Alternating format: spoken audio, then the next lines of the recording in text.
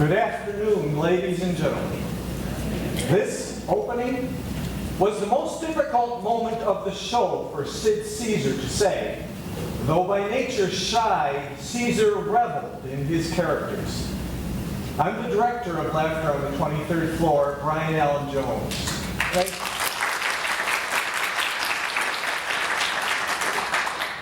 Thank you very much for coming to see our show. At this time, please ensure that any electronic devices you have are silenced. Flash photography is not allowed. This afternoon, we pay homage to Neil Simon's early days in showbiz when he worked as a junior jokesmith for Sid Caesar's Your Show of Shows, a Saturday night 90-minute variety program that first appeared on February 23rd, 1950. Now it's time for our live show. I invite you to sit back, relax, let yourself get away for a couple of hours as we bring you laughter on the 23rd floor.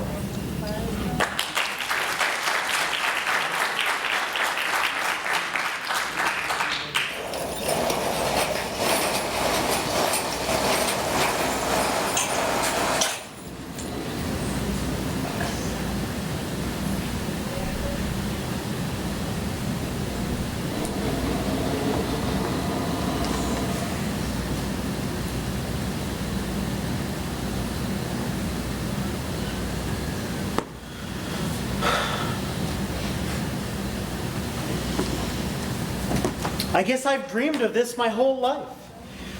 In all of television, there was no comedy show that equaled the Max Prince Show. Not in 1953, there wasn't. An hour-and-a-half review every Saturday night, completely live. And now, I was actually a writer on it. My name is Lucas Brickman. Max was unlike any other comedian I'd ever met. He didn't tell funny jokes, he didn't say funny lines, he was just funny.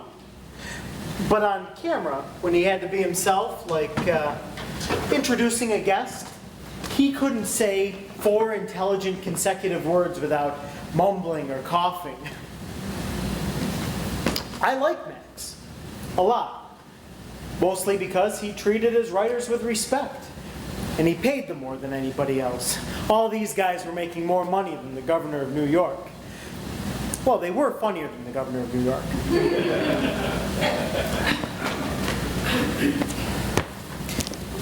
If I seem nervous to you, it's because this is only my second week here. Another writer left, and I'm here on a 4-week trial contract. So if I'm going to prove myself, it's going to have to be quick. My problem is, I'm shy. But I did get in one really funny line on last week's show. Unfortunately, Max coughed on that line, so nobody in America heard it. My entire future depends on me finding a voice for my humor or a cure for Max's cough. I did it. Broke every record on the Henry Hudson Parkway. Door to door, Scarsdale at 57th Street, 28 minutes, 12 seconds. Made every light. Can you imagine if I had a car? Boom, boom. How you doing, Arnie? Fine. It's Lucas. It's not Arnie? No. I called you Arnie all last week. You never said a word. I didn't know you were talking to me. You're going to have to learn to speak up, kid. Otherwise, these killers eat you alive. Hang this up, will you? Be careful with it. It's an antique. Feels nice. Where'd you get it? I took it off a dead bullfighter in Spain. What do I know? A junk shop. But it's got style, class. I got a flair for dressing, no? A flare? You've got a rocket. Where'd you get the beret? The beret is legitimate. Got it in Paris. The last one sold. The last beret in Paris? MGM bought them all up for Gene Kelly movies. Look, he believes me. What do I know about berets? And I look like a putz in this. So why would I wear it? Why? Because people notice it. Look at me without the beret. I'm invisible, right? A nothing. Who is he? The watch. Now I'm someone. A diplomat. A traveler. Maybe I know Ernest Hemingway. I go to French movies and laugh at the jokes. Don't understand a fucking word they're saying. But people come over and say, "Do you like the picture?" Hey, comme ci, comme ça. I don't even understand that, but I get attention. I'm unique, right? Well... What am I, good looking? No. Am I smart? Am I funny? Yes, but compared to the comic minds in this room, I'm Herbert Hoover's kitchen help. So I wear yellow suede shoes on Christmas, a cowboy hat on Yom Kippur. When I walk in here, Max Prince laughs. And if Max Prince laughs, my kids eat this week. Max didn't speak to me once last week. All right, I'll rent you the beret. $50 a week. If he picks up your option, $75. That's okay. Here, it's a gift. I'm up to my ass in berets. And you don't think you're funny? Cheap laughs. These guys are Tiffany's. I'm a wholesaler. What they have in quality, I make up in quantity. Bulk, volume, that's my humor. Where are the onion rolls? It's in my contract. My agent negotiated for onion rolls. No, there's an onion roll. This is a Jewish hockey puck. Smell it. Does it smell like an onion roll? I can't smell. I have a cold. I could listen to it if you like. You're funny, Arnie. You're too quiet, but funny. Don't be too funny. I got a wife and 2 kids to support. It's murder on my mistress. But yeah, you'll be all right. Is Max in yet? Excuse me. My interrupting? Forgive me. I pay no attention. The man apologizes 3 times in 1 sentence and hasn't said good morning yet. I'm sorry. Absolutely unforgivable. But I have a lot of things on my mind. It's one of the afflictions common to geniuses. Just kidding. You like his coat, Luke? Val buys all his clothes at Ellis Island. That's right. Be funny before work starts. Let's see what they got here. Nothing but onion rolls? Ernie, come do me a favor and find me a pumpernickel bagel. His name is Arnie. It's Lucas. It's not Ernie? It's not even Arnie. It's not even pumpernickel. Don't start with me. I didn't sleep last night. I didn't get breakfast this morning. I didn't get laid in a week. And Max calls my house at 12 a.m. midnight. He never calls at 12 a.m. midnight unless there's trouble. 12 a.m. is midnight. Cuts. Milt, don't bother me. It's too early in the morning. Gets to say, go fuck yourself. There's no such word as fuck. A person cannot fuck himself. It can't be a U.S. citizen until you say, go fuck yourself. Kiss my naturalization papers, okay? I can't believe there's not one pumpernickel bagel. There's a pumpernickel. Oh, bless you, Lokia. You will go far in this show. Oh, look at this. Already sliced. This is why my father brought us to America. For sliced bagels. Mine came from chocolate pudding. In Poland they could make it, but they couldn't get it into the cups. I wonder if Max called anybody else last night. Did he call you, Louis? Lucas, no, he didn't call me. Why would he call me? Is something wrong? I don't know yet. I wasn't home. I saw, without a doubt, the most shockingly brilliant play I've ever seen in my life. I'll remember it as long as I live. What was it? What the hell was it? Downtown in the village, the grape theater, not the grape, the peach, the pear, the plum. What sounds like that? The Cherry Lane. Cherry Lane. Oh, God bless you. You will definitely get a raise this Christmas. Well, we'll see. Maybe, who knows? This is our head writer, Arnie, a man who learned to speak English from a dog who barked at night. Is that right? Well, I got news for you. My dog dreams funnier than you. My dog could say fucking pumpernickel. Good! He can take your place on the show. What was the play? What play? At the Cherry Lane. Ibsen, Hedda Gabler. Had a gobbler. Is this about a turkey? You fucking illiterate, I'll bet you $500 right now that you don't know Henrik Ibsen's first name. You just said Henrik. I did? All right, I bet you $250. See, that's funny. My mistakes are funnier than what he makes up. It's after 10, and Max isn't here yet. I'm starting to get wary. Well, what did he call about last night? I don't know. He spoke to my maid in Swedish, double talk Swedish. This to a woman who's been here 3 weeks from Peru. She was still crying when we came home. Something's up, I swear to God. Honey, could I have an outside line, please? God damn it, Milt, you know the rules. Is that a business call or a personal call? I don't know. Let's see who answers. It seems amazing to me that growing up in Russia, you'd become a comedy writer. I mean, do they even have television there? Television, they don't have doorbells yet. Yet, without a doubt, the finest comedy in the world is from Russia. Gogol, Chekhov, Dostoevsky, the best. Read Dead Souls sometime. Positively brilliant. But comedy is dead in Russia today. Lenin killed it, Stalin buried it. And what do they have now in its place? Only the most corrupt and incestuously evil political regime since Ivan the Tsarevich. No, sir.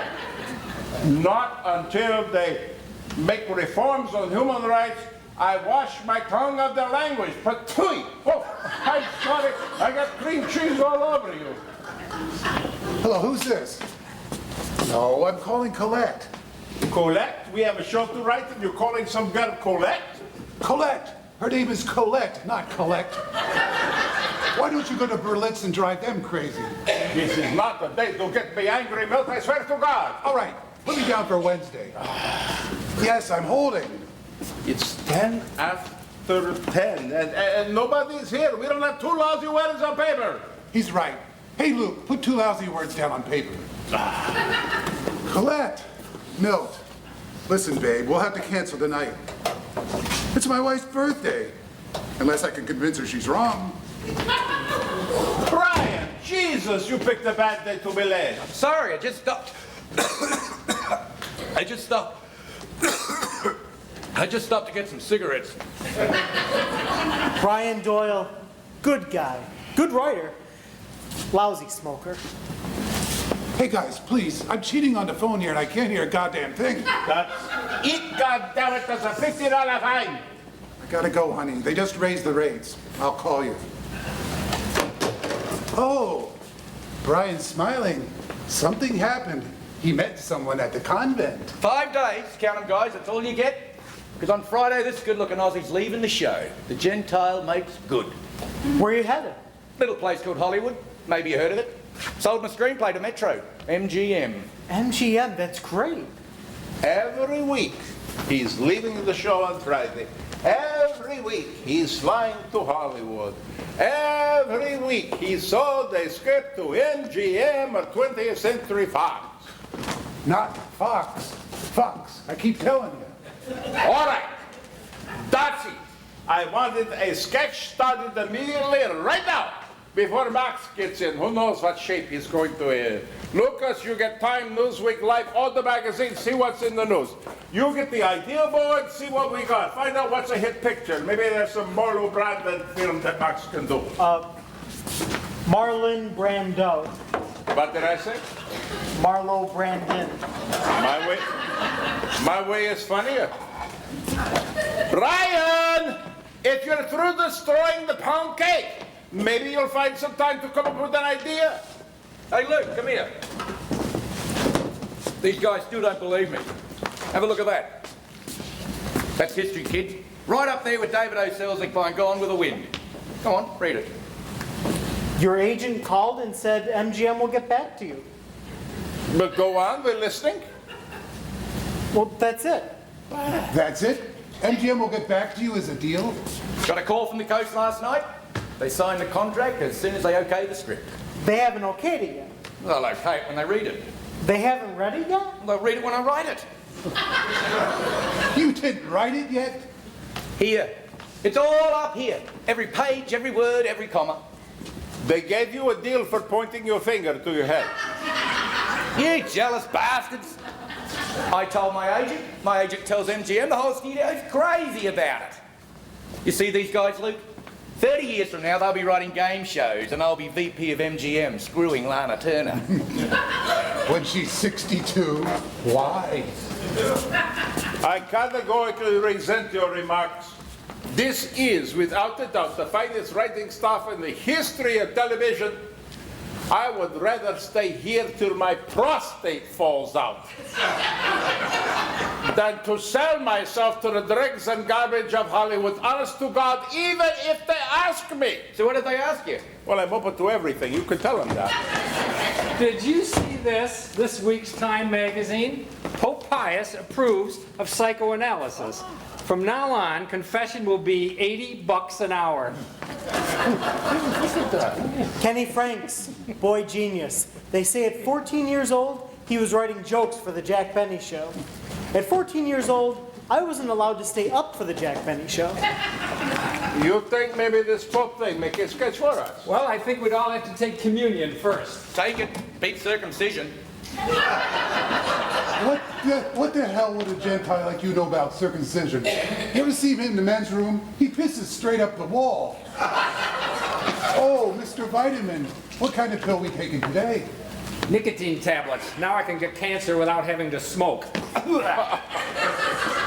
How you doing, Luke? I don't know, nobody tells me. Don't worry, Max thinks you're going to be great. Did he say so? No, but I'll tell him he did. He doesn't remember.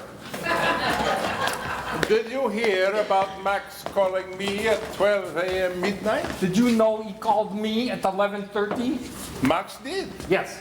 Sitting in his den, piss drunk, with a loaded shotgun on his lap. Son of a bitch, he said that. Well, it sort of dribbled out of his mouth, but I got most of it. Son of a bitch. He had a loaded gun? Yeah, he said he got another threatening letter in his mailbox last night. It wasn't me. I sent my letter last week. Son of a bitch, did he call the police? No, he's taking the matter in his own hands now. It's him against them, he said. Son of a bitch. Sorry, Val, there was one open. Him against them, who's them, did he say? The man was on tranquilizers and scotch. Every time he talked, he blew bubbles. Tranquilizers. Max gets in his limo every night after work. He takes 2 tranquilizers the size of hand grenades, and he washes them down with a ladle full of scotch. His driver helps him in the house, and he falls asleep on the floor of his den next to his dogs. Exactly. That's why there are no letters. The man's paranoid. Brian's right. You remember when he accused his next-door neighbor of shooting up the tires on his Cadillac? Come on, we all know Max shoots up his own tyres. Why would he do that? He's got a gun. He's got a Cadillac. Free on Sundays, why not? Does Max have any enemies? Besides himself, I don't think so. What does that mean? Nobody hates Max the way Max hates Max. Oh, I love it when you talk like Gertrude Stein. They don't get it. We write comedy, Max does comedy. It's his ass out there in front of the camera every week. Is that his ass? No wonder he gets such big laughs. No. Kenny is right. Max likes it in here with us, not out there. He's the funniest man since Chaplin, yet he still throws up before every show. For 25 grand a week, I'd stick my fingers down my throat. Hey, Brian, don't ever knock Max in his room. He puts bread on my kid's plate, and he's transplanted every hair on your head. You'd never know, I didn't tell you. What are the dots on your head for? Tic-tac-toe? I hear transplants growing like pubic hair. That means you'll have to get a zipper for your face. Gee, I'm really gonna miss you guys in Hollywood. Oh, geez, he sold another script. That's right. What Putz company bought it this time? MGM. For how much? 75 grand. No, I mean, how much you want to bet you're full of shit? For all you want. All right, $500 if you win. If you lose, we get to pull out your transplant. Have you guys heard the news? No, of course not. No one else here cares what's going on in this country. Am I the only one here that takes an interest in something besides jokes and cars and money and baseball? Yeah. Yeah, you're the only one. What's the news? I just heard it in the taxi. Joe McCarthy called General George Marshall a communist. Unfucking believable! He called a 5-star general of the army a card-carrying communist. Even if he was a communist, why would he have cards printed up? Hey, you think this is a joke? America is on the brink of becoming a fascist state, and this doesn't worry you? McCarthy's a fucking nutcase. He's a drunken fanatic. How long do you think he'll last? Some of them lasted long enough to kill 6 million Jews. I've met hotheads like McCarthy before. He'll go into an Irish pub one night and start a fight, get a dart right between the eyes. I just feel so badly for General Marshall. I mean, such a nice man, such a sweet face. Of all names to pick, why him? I don't know. Val, you ever see Marshall at any of the meetings? Are you out of your hawking mind? You don't say jokes like that. Some secretary outside hear that, and the next thing you know, I'm answering a subpoena in Washington. Val is right. No communist jokes. None of us are safe today. They got that blacklist thing, you know? They got what? Blacklist? Blacklist? 3 bags full. Don't you guys realize they can put anyone on the blacklist they want without proof? In a second, they got a wait list for the blacklist. Not if you tip the maitre d'. Can't believe they think this is funny. Did any of you see Edward R. Murrow last night? I don't live in his neighborhood. What do I have to do to impress you? This is serious. Well, the whispering was good. 2 top U.S. senators told Murrow the FBI are tapping their phones. You see, just like in Russia, first they go after the politicians, and then they go after the arts. The writers first, because they're the intellectuals. Feel pretty safe in this room. You think so? Anyone with access to the public is McCarthy's enemy. That's us.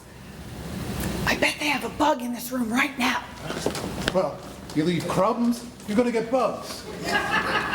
It was a political joke. I thought you'd like it. Don't you see what you're doing? You're playing right into McCarthy's hands. Fear through intimidation. He doesn't intimidate you? A United States Senator who giggles like Porky the Pig?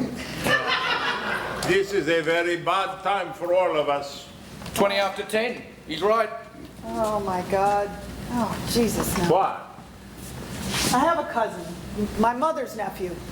Nice, sweet, stupid boy.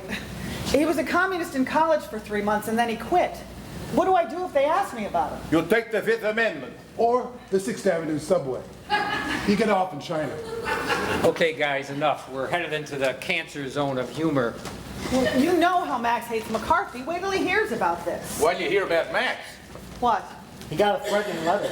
From McCarthy? Now he writes them himself. You don't know that. He called me last night, had one of his Scotch tranquilizer combos, sitting there with a loaded shotgun on his lap. Said he was going to shoot the bastards. Well, hasn't he got those 2 hunting dogs? I mean, maybe that's all it is. He was just going hunting. Yeah, those dogs don't hunt, they point at food in supermarkets. God forgive me for saying this one word. Nervous breakdown.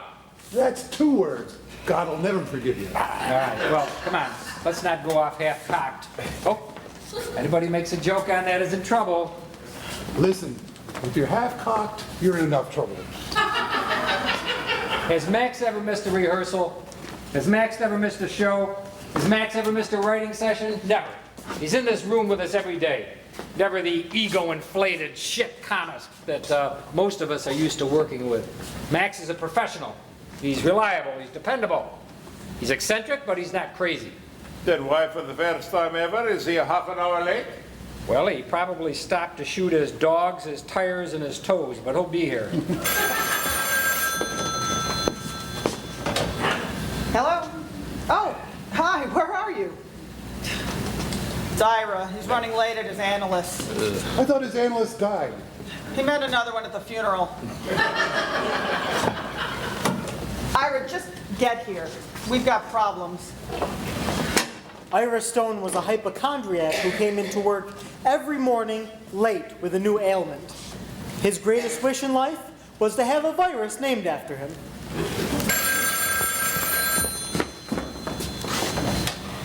Hello? Oh, okay, hon, thanks. Max just showed up. He stopped off at the John. All right, everybody, calm down, relax.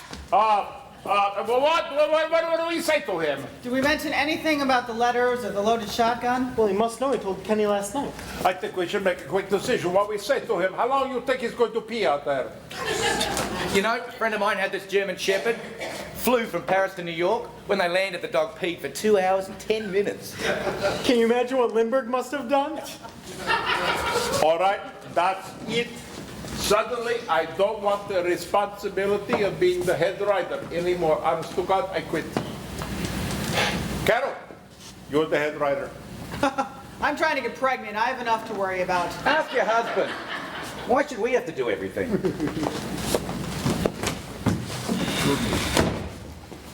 Max, we were just talking about you. We were saying that the response to Saturday's show was unbelievably good, maybe the best ever. I got at least 20 phone calls. I made 10 myself. That's how good it was.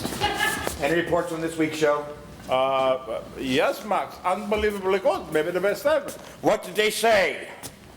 They said unbelievably good, maybe the best ever. Mug. What? Mug. He wants coffee in his mug, no cream for sugar. Oh, right, Max.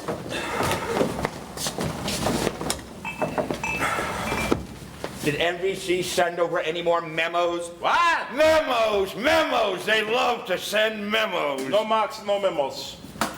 No memos? No. They skipped a day without memos? Yes. They're saving them so they can memo me to death. They're going to bury me in a folded memo in Mount Memo Cemetery in Memo Park, New Jersey. Here's your coffee, Max. Be careful. It's very hot!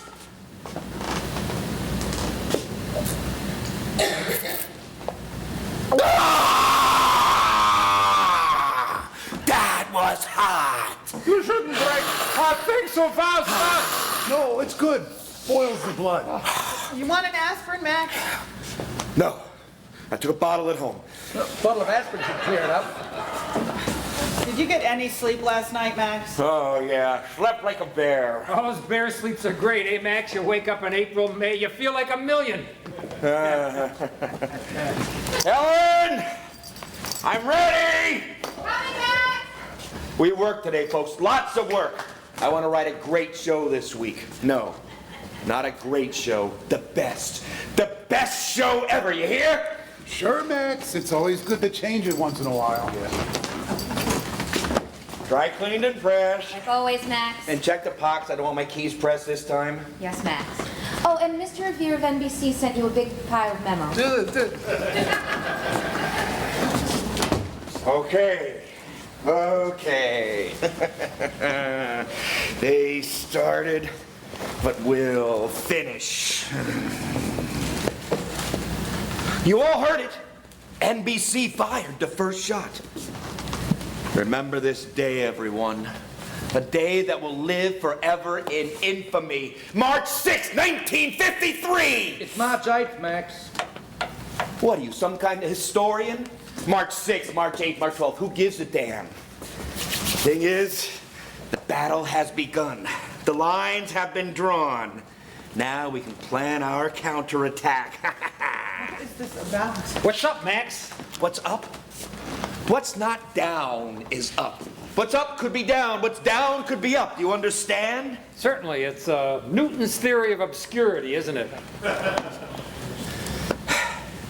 NBC? They want to cut the show down to an hour. An hour? Us, we're the #1 show in the country. 2, maybe 3 the world. Cutting us off right at the kneecaps. Chop, chop, chop, chop, chop!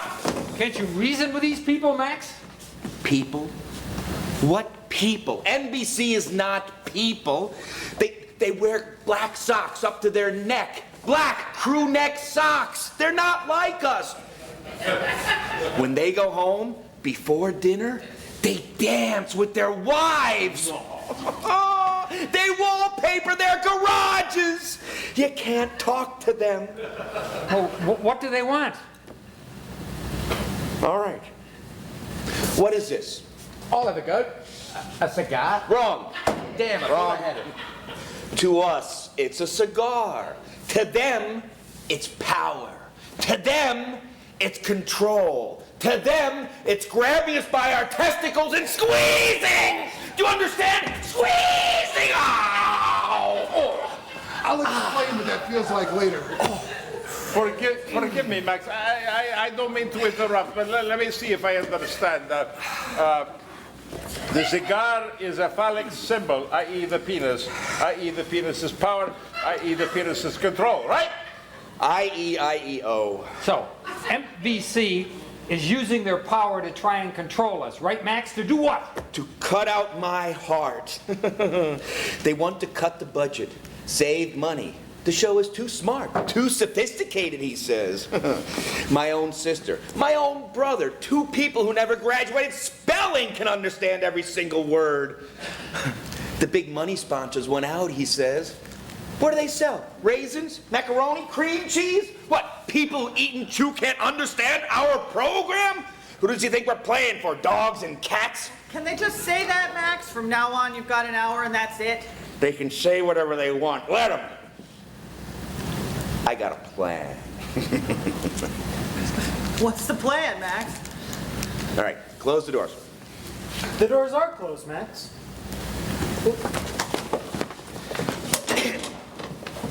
When the Thracians, in the Battle of Modena Heights, in 354 BC, were outnumbered by 100,000 men, what did their leader, Cyclantus, the greatest military mind in all of history, what did he decide to do? Was Cyclantus the giant with the big eyes? Will you let the man finish? What did Cyclantus do, Max? He sent out 100 women, young, old, whatever, and placed them 10 miles apart in a big Circle. Circle, that's it. Covered 200 miles. Then, in the middle of the night, he had each of the women light a torch, a big torch. An umbrella. The enemy, seeing the torches all around them, thought they were surrounded. So they threw down their arms and sounded surrender. You hear? The surrounded sounded surrender. And that's what we're going to do. Get 100 women with torches and surround Rockefeller Center? I was only asking. I was never in the army. I say we just kill the fuckers. You got it. Can you tell us exactly what NBC did, Max? They sent me their declaration of war in the mail. to my house where my wife and children sleep. Blood is going to be spilled, yes, sir. But not in my house. Oh, no, no. Their palaces will fall, their kings will crumble, their wheat fields will be scorched. NBC has wheat fields? Let me ask you, Max, is it NBC who's been sending you the threatening letters? Who told you about them? You did last night when you called me, remember? I called you? Yes. Last night? Right. That was you? I swear. It didn't sound like you. I tried my best, Max. You sounded foreign, Spanish maybe. Well, that was my maid from Peru. She was at Kenny's house. No, she was at my house. You called me after you called Kenny. I never spoke to you. No, I was at the theater. I called you at the theater? No, you called my house. I was at the village, the pizza pad, the club. The Cherryland. Cherryland, that's right. You were with Val? No, I was at home with my wife. I never spoke to you. No, not me. Val asked what theater he went to, and I told him. Val called you to ask you what theater he was in? No, Val already came home. He asked me this morning. I didn't even know you were married. Well, this is the first time we've talked. I can't remember anything. I swear to God, I think someone's trying to drug me. Which brings up a very delicate subject, Max. Well, the other night I fell asleep with my eyes open. I thought I was dreaming about a ceiling. First of all, you know that we love you, Max. Sometimes, late at night, I go down in the kitchen, I get a hammer, and I start smashing walnuts. Why do I do that? Well, I think Freud said that's a symptom of fear. Why? I'm not afraid of walnuts! And you want to hear the worst thing of all? I thought we did, Max. When I eat, I can no longer tell the difference between steak and fish anymore. Why is that? Where do you catch your steak, Max?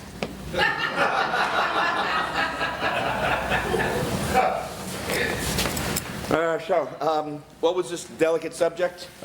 We think that maybe for your own health, for your own good, for your family's well-being, that I maybe don't want to hear my fortune. What was the delicate subject? We don't think those pills you take at night before you leave here are good for you, Max. What pills? the pills you take before you go home every night. I take pills? What are you talking about? Oh, those tranquilizers. They're prescription, 2 little pills. Little pills? We could play 9 innings of softball with 1 pill, Max. I hardly take them once a week. You take them once a week every night, Max. They're harmless. Carol, remember the other night you weren't feeling well? I gave you half a pill. Did anything happen? I don't remember. I slept for 9 days. Pills and liquor don't mix, Max. Or Max mix. Whichever, however you want. I gotta sleep. If I don't sleep, who's gonna protect my family from them? NBC is threatening your family? They're threatening my show. My show is my life. If they threaten my life, they threaten my family. You want to hear the letter they sent me? You want to know what they said, word for word for word? Yeah. Go ahead, Max. The doors are still closed. They said, give the people shit. The president of NBC said that? You heard me. Give the people shit. You mean as a gift? Why would the president of NBC say that? Because they can make money on shit. A big pot full. Drive up to Connecticut. Look around. All you see are these big Tudor shit houses. That's why they invented television. So they could put on shit for the people to watch. Then they advertise shit. So the people, they run out and buy shit. Their kids, oh, they break the shit, so the people have to run out and buy more shit. The shit moguls, oh, they go to France for the summer, but the poor people, they stay here and watch more shit. That is why I got a letter that said, give the people shit. Isn't that what Marie Antoinette said? Why do you always talk to me? Annoy somebody else once in a while. Let me take a whack at this. For 4 years in a row, we sweep the Emmy Awards. Every critic in the country loves us. But suddenly, television is expanding. They're moving into the Midwest, the South. Different kinds of audiences. They want to see quiz shows, bowling, wrestling. Am I right? You got shit, shovel it on over. So, they cut the show to an hour. Don't make the shows too esoteric, too smart. Don't do takeoffs on Japanese movies, on Italian movies. Feed a horse hay, and what are you gonna get? You don't even have to say it, Max. So, it's not just cutting the show a half hour, it's the kind of show they want us to do. Can't we talk to them, Max? No talk. Talk is over. We fight. We'll fight them on the sea. We'll fight them on the beaches. Or we'll get the bastards in some dark alley in Brooklyn somewhere. Remember what Churchill said. Never have so many given so much for so few, for so long, for so little, for so seldom. Yeah. My God, this ties up with everything that's happening in this country today. The blacklisting, the censorship, it's Senator McCarthy publicly disgracing a man like General George Marshall. What? What did he say about Marshall? You didn't hear? It was on the radio all morning. What did he say? I want to hear it exactly. Say it slowly so I don't miss a single word. Joe McCarthy accused General George Marshall, a five-star general of the Army, being a member of the Communist Party. What? Someone trade places with me.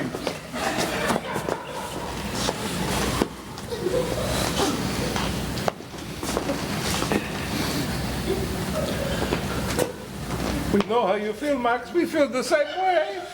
You know how I feel? I don't think so! You want to know how I feel? Ask me. Ask me how I feel about McCarthy. Don't ask him, Val. I'm afraid to see. You don't want to see? Don't look! We can see how you feel, Max. Not yet. When you ask me, then you'll see. Ask me!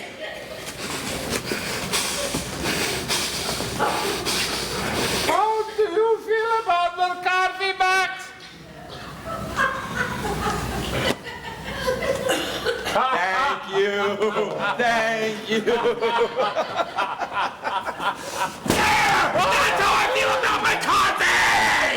Are you all right? They want me to give him shit there. I gave him shit. Someone better check on McCarthy in the other room. Can you get your hands on? Leave it there. Get a knife. Cut it off. Put it in a box and send to that no-good bastard. Let him know what I think about Let him. him get his hand out. It could be broken. Ah! Ah! Helen, get in here! Call him a communist, huh? I want to hit something. Something expensive. Something big! There's a bank across the street, Max. Yes, Max? See that hole in the wall right there? Leave it alone! Don't touch it! Call a framer. No! Call Tiffany's. I want that hole framed in their best silver. And underneath it, I want a plaque, gold.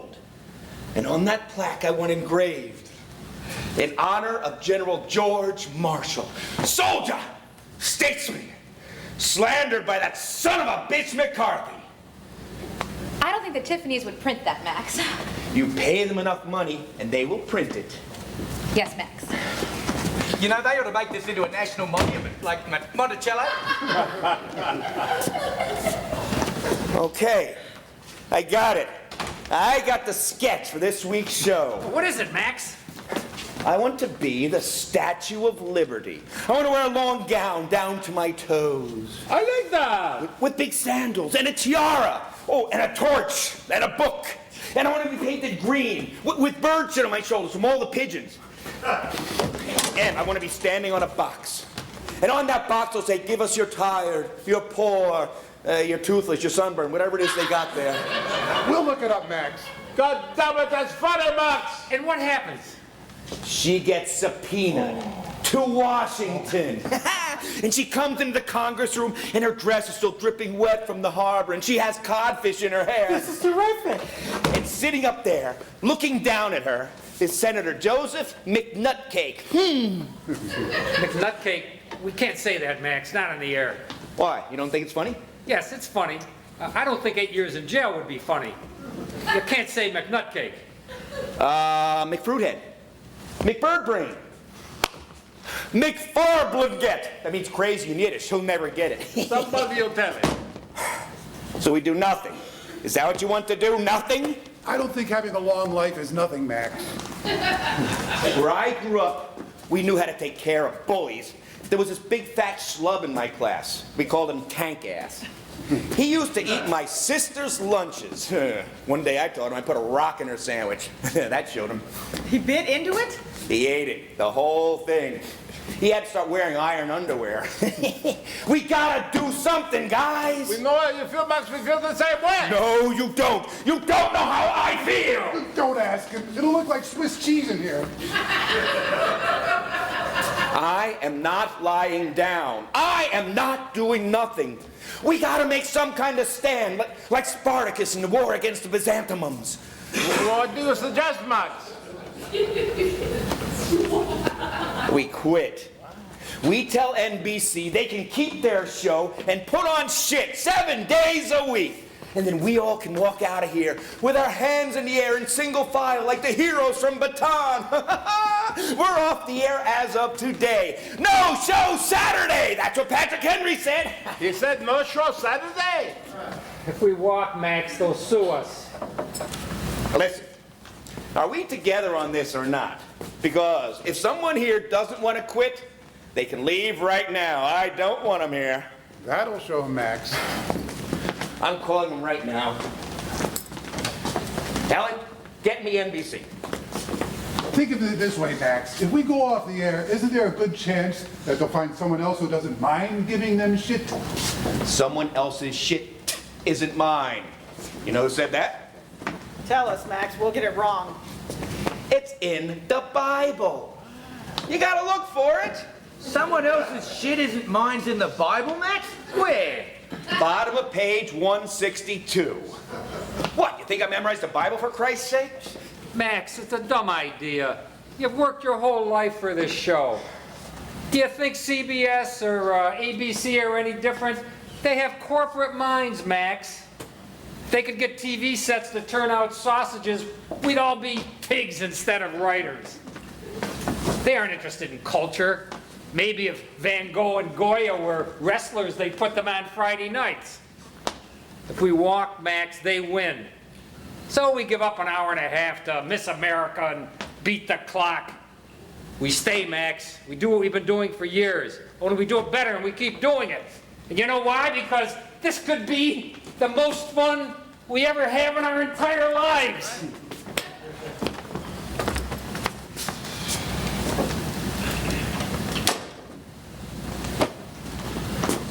I served with Marshall during the war. We were together on the European front. I thought you were in the Navy, Max, playing in the band. He came to a dance I played in London, all right? He foxtrotted not 10 feet away from me. I played a saxophone solo in his honor. He's on the phone, Max, Mr. Mr. NBC. He's waiting. I'll take it in my office. We are not taking down our flag. I am not breaking my sword over my knee for anyone. Remember, when the Roman legions under Augustus IV fled in defeat, they came back to win on November the 5th. Someone better get word to President Lincoln. Personally, I think we're one phone call away from a career in the garment center. Anyone mind if I take the bagels home, just in case? Maybe we can just get to work and write something. What have I been saying all morning long? Fucking pumpernickel. Listen, Ira just got here. He's washing his face. Doesn't look very good to me. Woo! The phone is ringing. Hey, all right, listen everybody. Ira's gonna walk in here with his special ailment of the day. Pneumonia, phlebitis, cataracts, whatever. No matter what he says, we pay no attention. If he faints at our feet, just let him lay there. That's so cruel, Kenny. As cruel as his making us listen to his complaints every day, I don't think so. Here he comes. Remember, just stare at him. I can't breathe. I can't catch my breath. Oh, I think I'm having a heart attack. Oh, it might be a stroke. Oh, don't panic. Just do as I tell you. Call Dr. Milton Bruckman, Columbia Presbyterian Hospital. Tell him I had this sharp stabbing pain in my left arm going across my chest down into my left leg. He might be in surgery. If that's the case, call Dr. Frank Benzerini, St. John's Hospital, 6th floor cardiology. Tell him I had this burning sensation in my stomach. I didn't know what it was. I thought maybe it was breakfast. I had to smoke salmon. It was still smoking. It didn't feel right going down. Oh, but what if his line's busy? Oh, if he, why? Call St. John's Hospital. No. I'll tell you what, call Clayton and Marcus Pharmacy, 72nd and Madison Street. Ask for Al. Tell him I gotta have my prescription from Dr. Schneider refilled. What was the name of that drug? I can never remember it. Zodioprotazoc. No. Vasca something. Vascodidama. I can't think. I can't get air to my brain. Get the scarf off me. Don't call my wife. Oh, wait a minute. Maybe you better call my wife. But if you call my wife, don't tell her it's a stroke. If she thinks it's a stroke, she'll call my mother. I haven't got time to talk to my mother now. She drives me crazy. I swear to God, I think this is it. Why are you just sitting there? What the hell are you waiting for? For you to either die or finish your instructions, whichever comes first. You think this is a joke? You think this is funny? You think I should walk in here with a pain? Oh, wait a minute.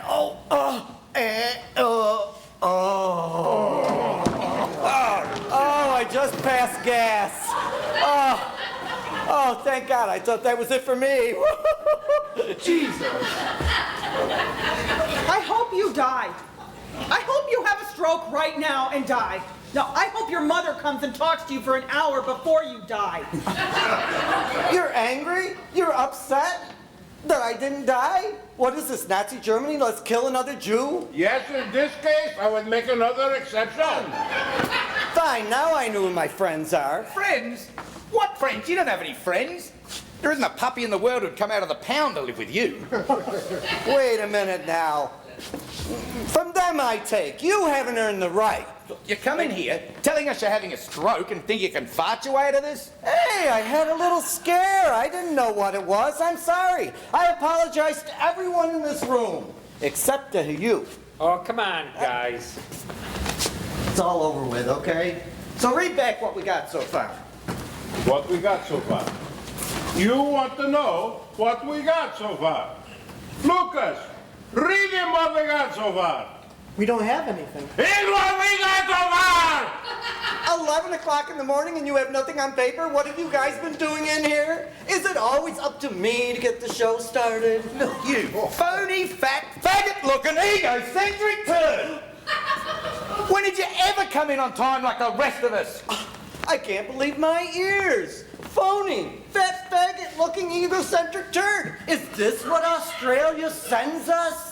An illiterate anti-Semite immigrant who failed streetcar conductor school. I'm telling you something, my family, all brilliant Talmudic scholars, nearly drowned coming over on the boat to America because your drunken people kept beating the shit out of the captain.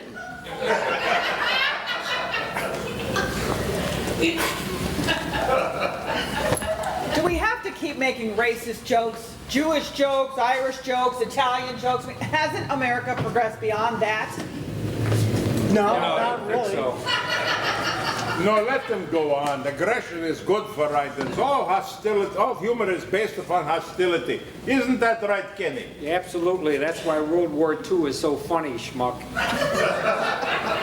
Ira, if you don't go to 5 doctors every morning, maybe you couldn't get here by 10 o'clock. Are you calling me a hypochondriac? I've had this stroke problem for 6 months now. It could be cancer, they won't tell me. Have them call me, I'll tell you. You goddamn kangaroo, I've carried your ass on this show for the past 3 years now. What do you want, a funny contest? You want to take on all of Christianity? Oh, come on then, name your game.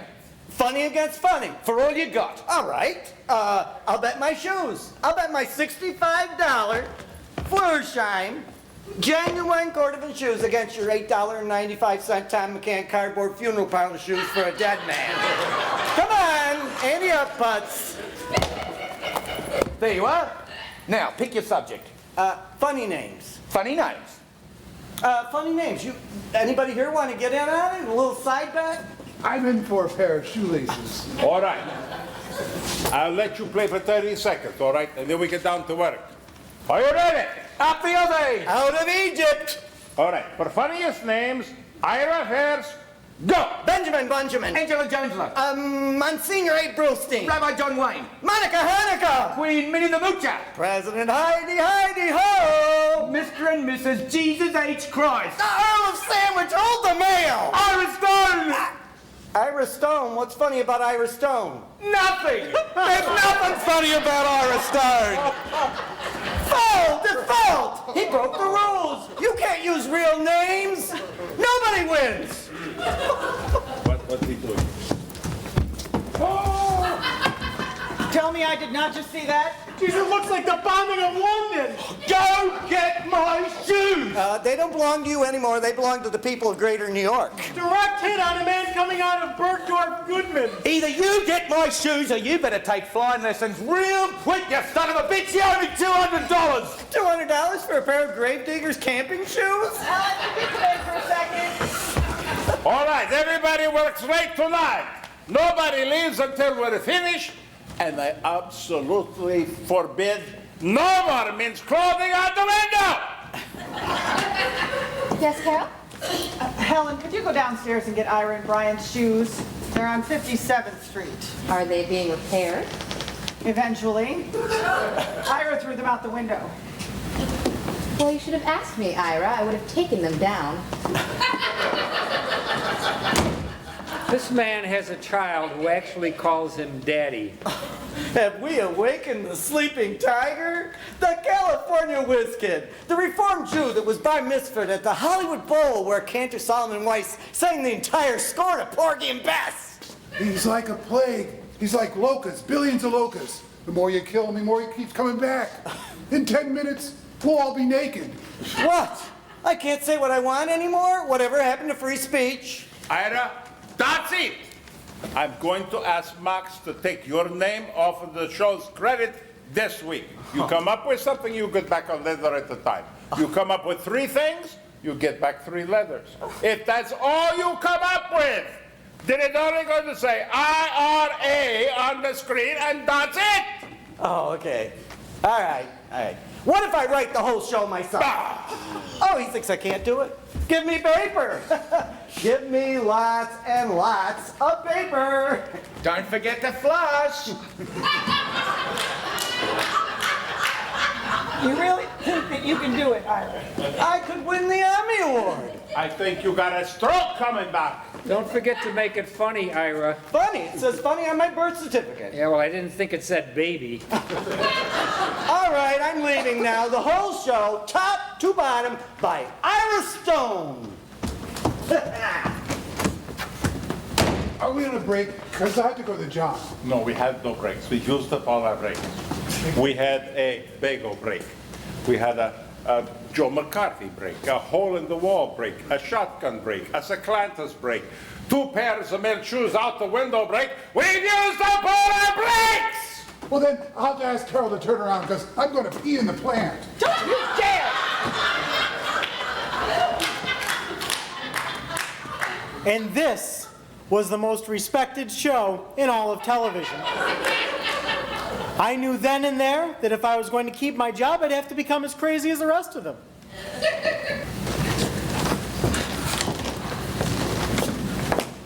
Is Helen back in my suit yet? No, Max, she's out looking for shoes. Why, what was wrong with the shoes she was wearing? How'd your call go with NBC, Max? Call NBC. Call NBC went fine. Everything's all right. It's fine. It all got settled? It all got settled fine. Was anything decided? Fine was decided. We decided fine. No problems. There were some problems, but we fined them out. That sounds fine to me, Max. Can you give us any details, Max? Any changes? Changes? Oh, yeah, let me see. Oh, yes. They're cutting the show down to an hour. This year is fine. Next year, it's an hour. Next year, they're cutting the budget. Next year, they want approval of the sketches. Next year, they're putting an observer on the show. That's all. Those are the changes. Minor stuff. And that's fine with you, Max? No. It's fine with them. Them is fine. We is not so fine yet. But we'll wait. We'll see. We'll think. We'll plan. And then we'll be fine. What's the observer going to do, Max? The observer? He's going to observe the show. Maybe he'll be around. He can observe the coffee and the potato chips and the pound cake. Maybe he can come up here and he can observe us working. Observe Ira coming in late. Maybe he can see me getting upset by the fact that he is observing me. And then he can observe me picking up this stack of fucking books and smash them on the fucking floor. Ow. Oh.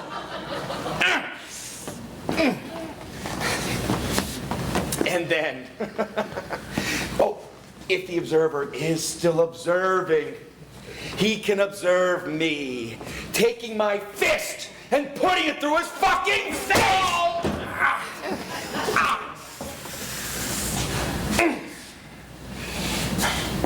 Then they'll take him to surgery, and he can observe the hospital for a while. But right now, I'm fine. Lucas, when Helen gets back, have her call Tiffany's again. Another silver frame, but this time a simple plaque underneath that says, fine. So, what do we got for this week's show? What am I, crazy? Writing the whole show myself? Get out of here! Hey, Max, how you doing? Fine. Just fine.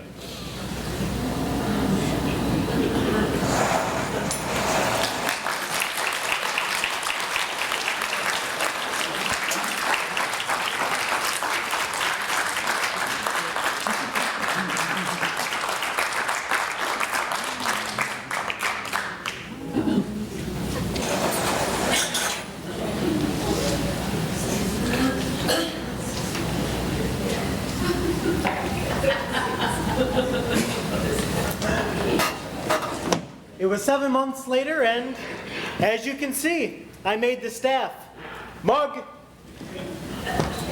I was contributing a lot more to the show, but what I think cemented the job for me was the day that I poured lighting fluid all over the desk and set fire to it. I was made an honorary lunatic. They cut the show down to an hour and the budget by a third. There were still bagels and onion rolls, but no more Danish, no pound cake, no apple strudel. NBC wasn't paying anymore. Max was. And Max still had his temperamental moments, as you can see from the wall of terror. Those two new holes with the simple black frames, those were added the day that Julius and Ethel Rosenberg were executed. And although Max was valiantly struggling to cut out the pills and the scotch, the pressure from NBC and the executives was making it a losing battle for him. Oh, hi, Max. This is early for you. Everything all right? Max? What? How are you? No one's in yet. No, just me. Just you. Yes. The others aren't here. No. Would you like some coffee? Usually they're early on Tuesdays. I know, but today is Monday.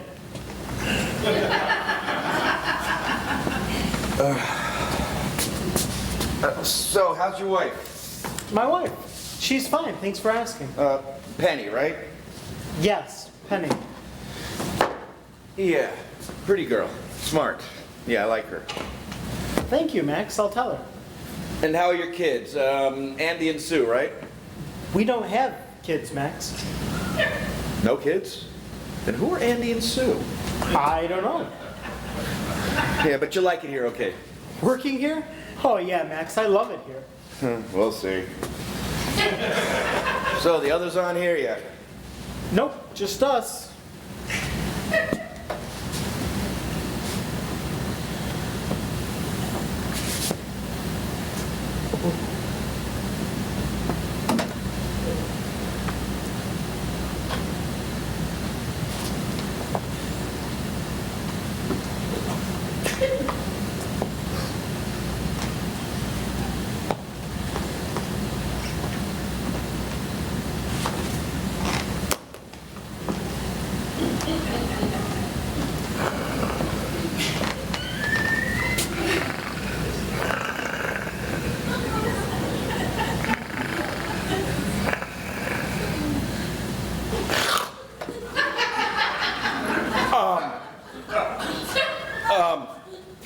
Oh.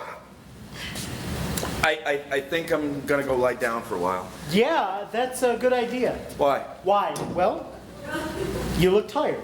No. Tired? No. Never get tired. Oh, I just need a little nap, that's all. I see. So I'll be up in my office.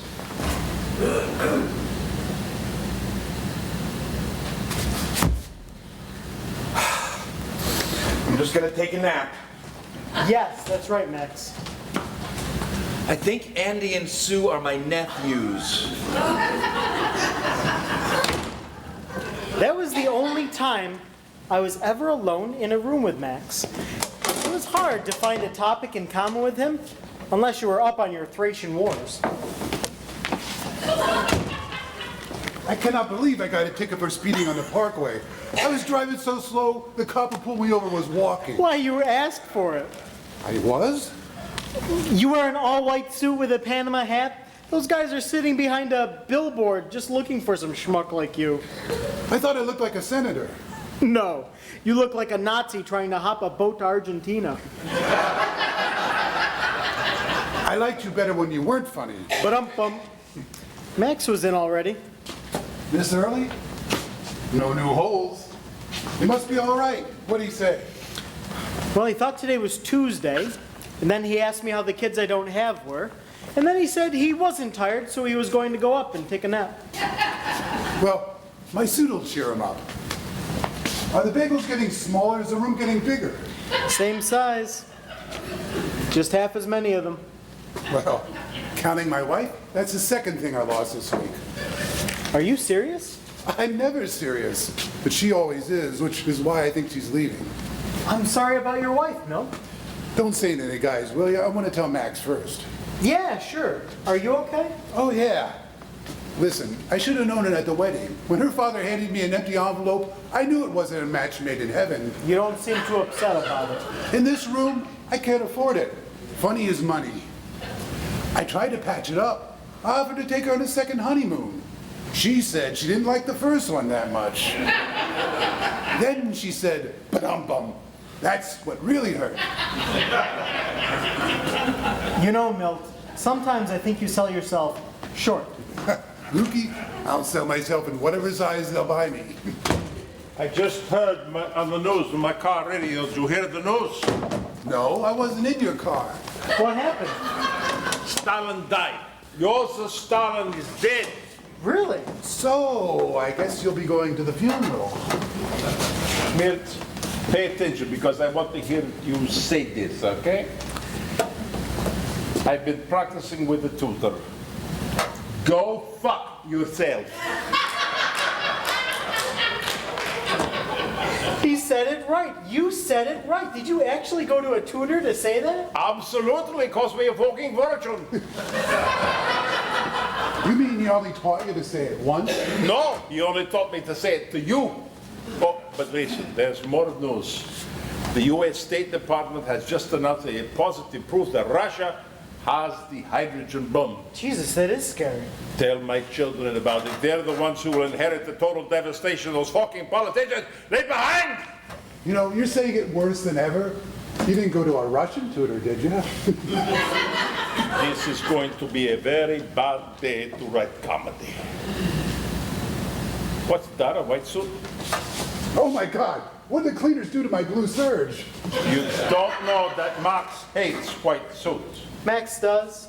ever since he was a kid. Nobody had told you about Max in white suits? It's a joke, right? Not necessarily the kind you laugh at. Honest to God. When Max's father died, they made a mistake and they accidentally buried him in somebody else's white suits. Max had nightmares about it for years. Half of his analysis is about white suits. I think my wife knew. She was laughing when I left the house this morning. Take the jacket off, call wardrobe. Maybe they have a dark suit in your size. You're telling me the truth about this, Val? If Max sees you in that, Tiffany's does business today. Helen, could you get me wardrobe, please? No, now. I need an emergency dark suit.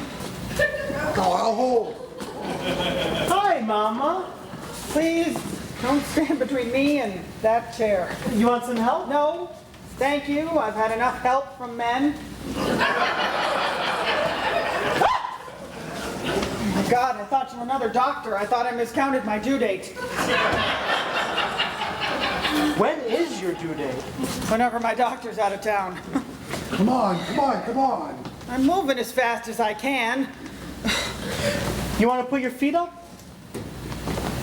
Another gynecologist? Have you heard about Joseph Stalin? Don't tell me. McCarthy put him on the blacklist. Hello, wardrobe. Who's this? Hannah. Listen, Hannah, this is Milt Fields, one of the writers. We're working on a sketch here and we need a dark suit, size 44 long. As soon as possible. Yes, that sounds fine. No, I can't come downtown. We need to hear in the writer's room. Would you please take a taxi? God bless you, Hannah. I love you. Be right with you. Helen, Milt, Max is up in his office. I want you to call me in here the second he comes down. The exact minute you see his feet, call me immediately. Someone's life who we both love very much depends on it, okay? Luke, when she calls me, I'll rush out to the men's room. I'll stay there until Hannah gets here, then you bring the suit to me in the John. The Ruskies finally get the big bazoon. Yeah. McCarthy's suddenly very popular in America today. Great suit, Milt. You look like the governor of Devil's Island.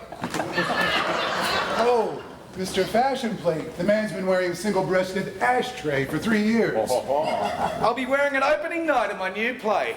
Oh. It's all right. You can all wait outside the theatre and watch the crowds mob me. Oh, this new play. A streetcar named Failure. Where's Max? Up in his office. We gotta talk. We have a problem. As bad as being kicked in the stomach? No joke about my suit? You're going to deprive me of your wit? You're not going to say what I look like? The first rabbi in the Amazon. Come on, this is important business. I heard from Max again. He got a call from Aaron, his business manager. The show's been over budget every week this season. According to Max's deal, is somebody crying?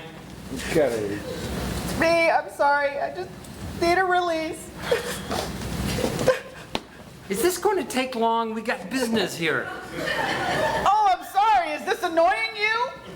No. But if you could do it later. Leave her alone. This is important.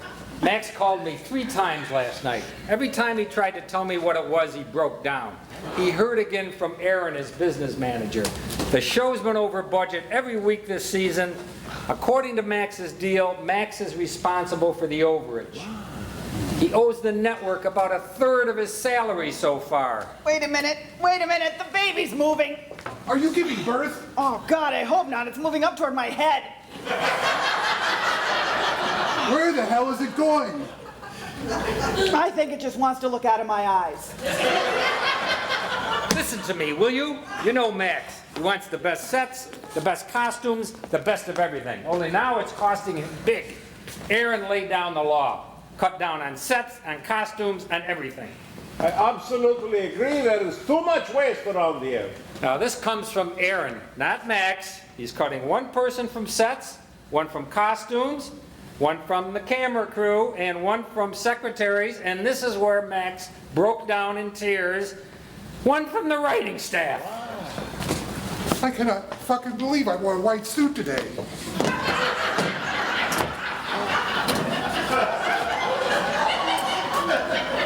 Somebody has to go, guys, and Max isn't going to pick him.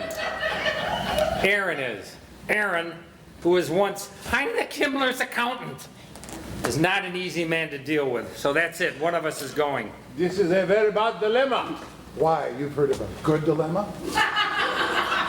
Well, wait a minute. In 2 weeks, I'm going out to have my baby. I'll be out for about 2 months.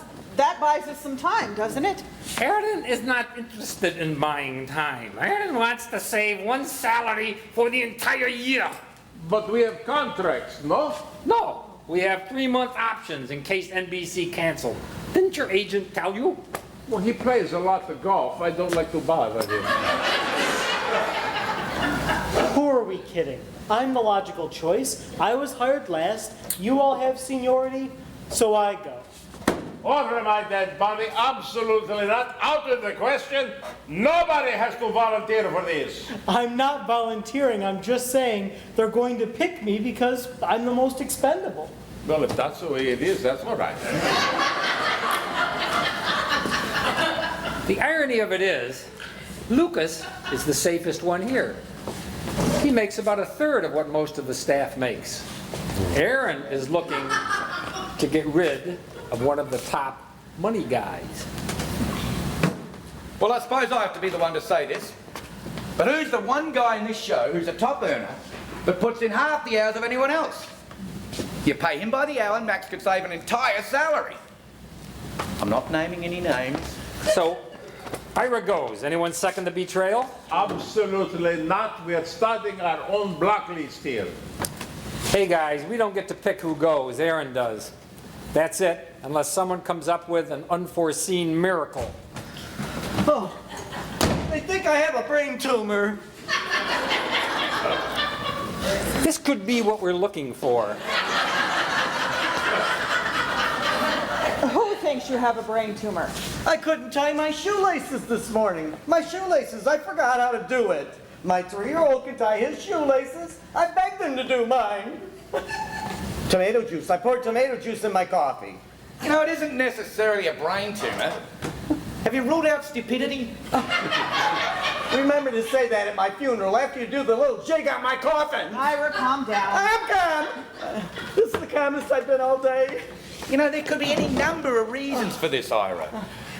Maybe you're just underworked. Oh, you can't wait, can you? You just can't wait to come to the hospital and sing Waltzing Matilda at my bedside. Leave him alone, Brian. If he wants a brain tumor, let him have a brain tumor. I have double vision. Right now? Right now. Last night, this morning. Double vision. 2 cabs pulled up in front of my house this morning. I took them both. Ira, ever since I've known you, you have had every disease known to mankind, and a few animal diseases too. And you're still here! Ira, you don't have a brain tumor. You want proof? You want proof. You want positive, absolute proof. Yeah. All right. Proof. Proof. All right. All right. I have a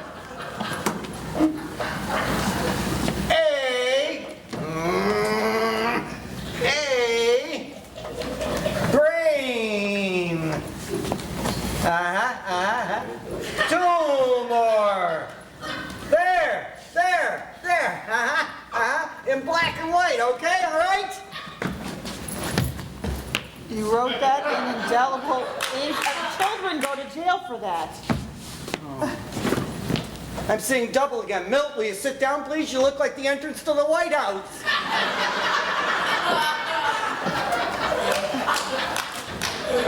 Ira, we're busy. If you got a brain tumor, go down to the shoemaker. He'll take it out. Oh, I'm crazy, right? Crazy like Tolstoy was crazy? Crazy like Dostoevsky?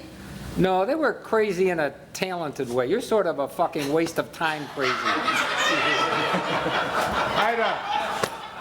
Ira, either you come over here and sit down with us together and write, or else you go home, have your kids untie your laces, and come in tomorrow. Did I say no? I came here to work, didn't I? I just have to, see how my stocks are doing. has it ever occurred to you that you monopolize every minute you're in this room? Who better than me? What, am I uninteresting? Milt, Max is coming. Val, I told you to call me. Call, no call. Yep, nobody moves, nobody leaves. We have to talk in here. Yes, Max? Sorry, Milt. Milt, what's the matter with you? Don't feel too bad. I'll be right back. Have to go to the John. We don't have time for that. Sit down. We gotta talk. 2 minutes, Max. I'll rush. Are you all right? You look white as a ghost. I get that way. I think it's a bladder infection. No, something else. Something different. Why do you look different? I don't know, Max.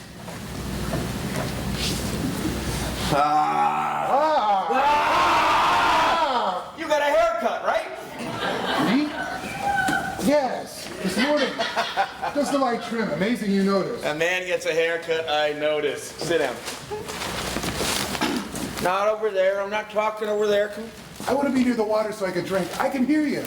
Oh, just don't sit by the window. There's a glare off you. Where's Carol? Here, Max. Anything new with the baby? No, nothing new. Still in there. And you got a good doctor. Oh, yeah, I love my doctor. You're in love with your doctor? No, I love that he's a good doctor. I'm in love with my husband. Oh, that's right. You're still with your husband. I like that. That's good. Where is Val? I'm right here. Mike! Don't move around. Sit in one place. All right, Max, forgive me. Absolutely my fault. So, Kenny, did you, What? Did you tell them? What? Did you tell them about our phone call? Yeah, I told everyone when I came in, Max. We heard, Max. I hope I didn't upset the baby. No, I don't think so. She's not in show business yet. Because our children are all that we have. They can take everything else away from you. Your dignity, your pride, your set designers, your makeup ladies. But they can't take away your children. You understand what I'm saying? Yes, Max. So far, no one is leaving. So far, everyone is still here. That's good, Max. Yeah, but so far only lasts for so far, and then so far turns into so long. We understand, Max. Understand what? What are you guys talking about? He doesn't know? Ira came in late. What did I tell everybody about coming in late? What would I know? I'm never here when you tell them.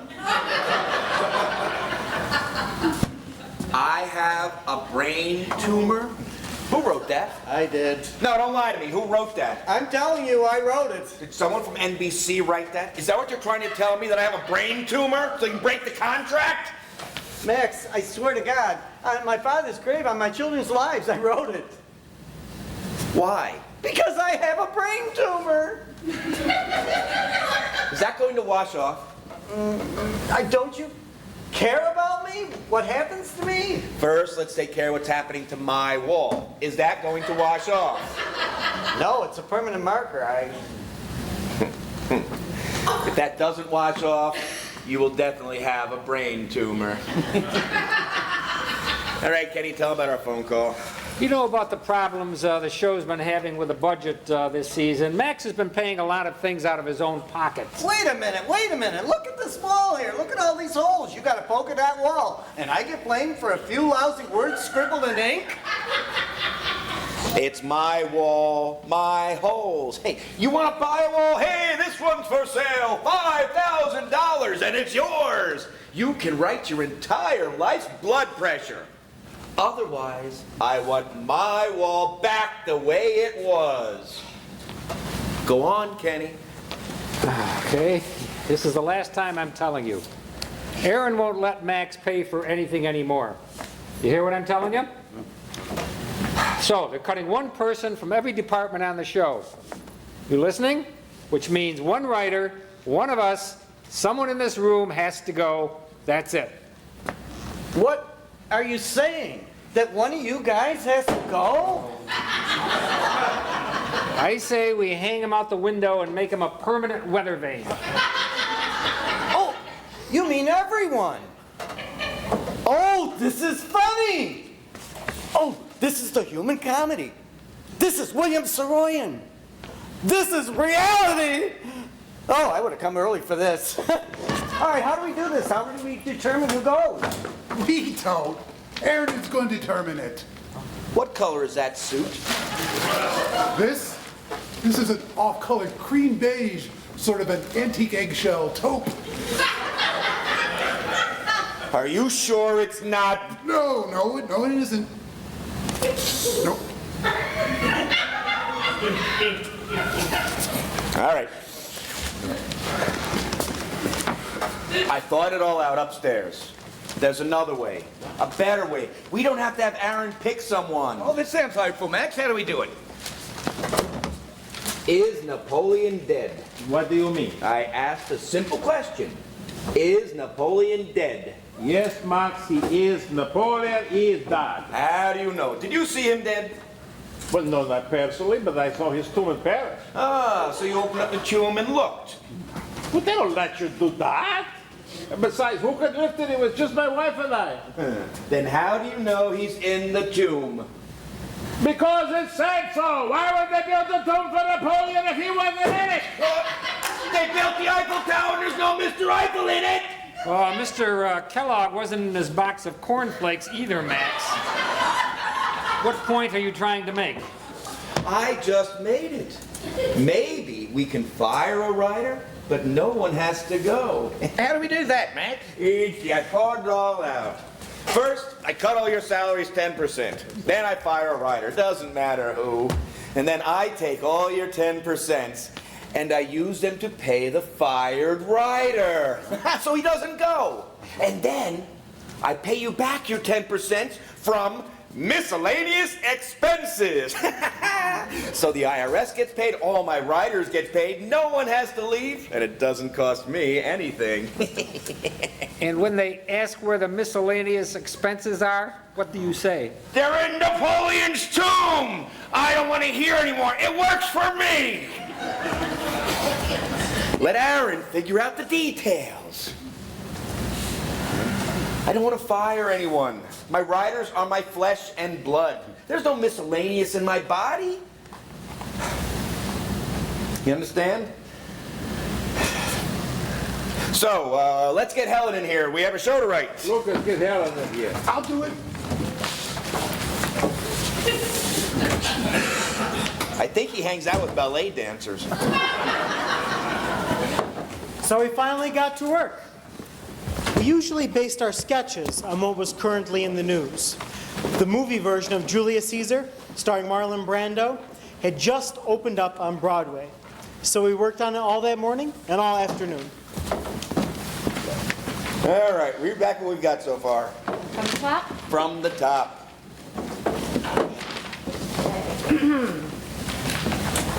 Titles: High Class Films presents William Shakespeare's Julius Caesar. Produced by Nigel Bagel. Screenplay by Peter Porter and Esther Lester. Directed by Sir John Malcolm and his wife Gloria. Starring James Hedgehog, Morris Parridge, Olivia Malaria, and Marlon Merlin in his first completely memorized role as Julius Caesar. Rome, 44 BC, outside the Roman Senate. Not outside the Roman Senate. 2 blocks from the Roman Senate. 2 blocks is funny. All right. 2 blocks from the Roman Senate. Brutus speaks. Hail, Cassius! Hail, Brutus! What news from Flavius and Lepidus? Not good. Flavius has mucus and Lepidus is nauseous. Hark, Trebonius approaches. Hail, Trebonius, how fare thee? I have a slight pain in the kishka. You think they'll know what kishkas are in Nebraska, Max? You point to it and make a face, they'll know. Go on. What news of the conspiracy?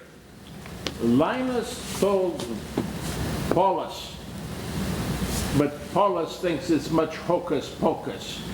Lepidus and Flavius told Marcus that justice must be practiced.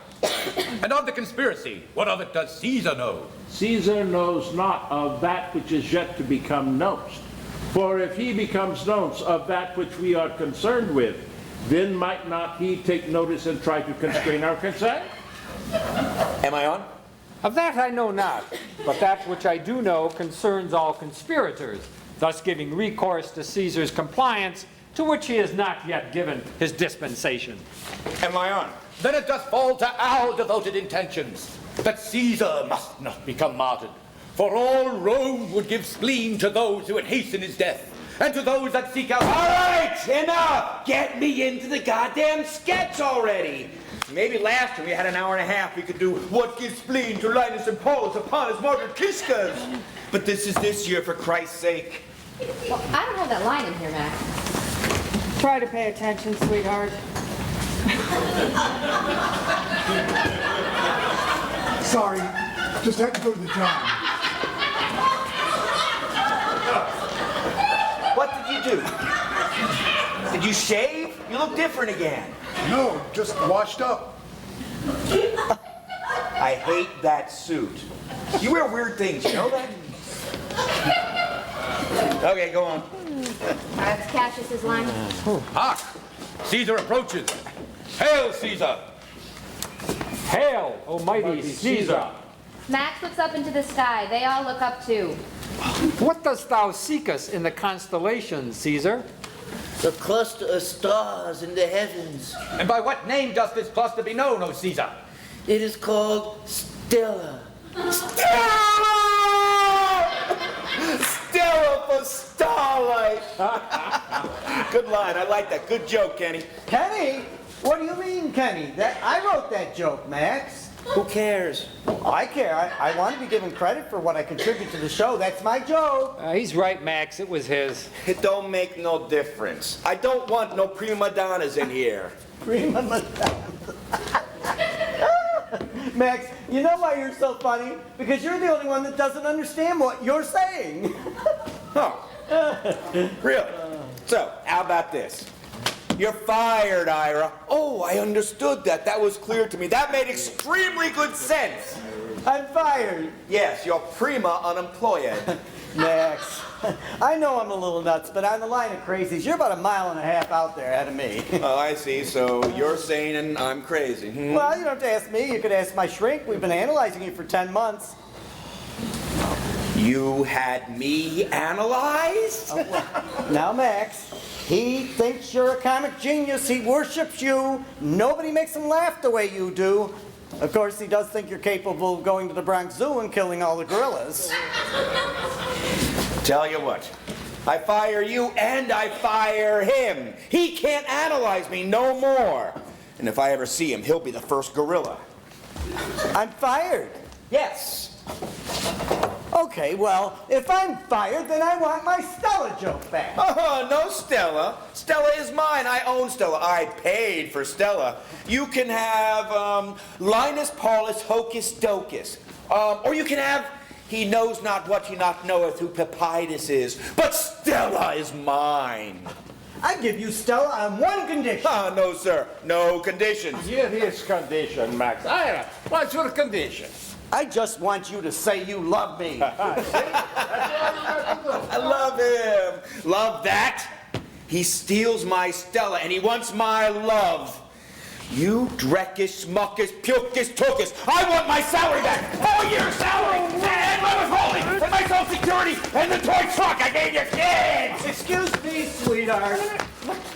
Okay, Max. I've got Stella now.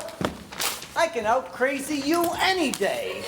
Paste that back in the book or I'm stapling you and your brain tumor to the wall. I'm leaving and Stella's going with me. No, you're not.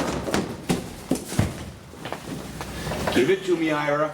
Give it to me. I feel one of my Wolfman headaches coming on. No, you had your chance.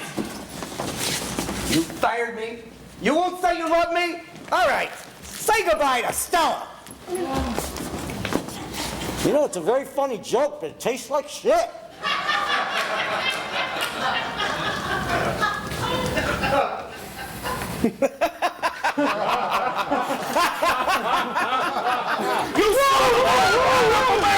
Don't rip Stella out of your tonsils! Max, it's just a piece of paper. We can write it again. Not until he says he loves me.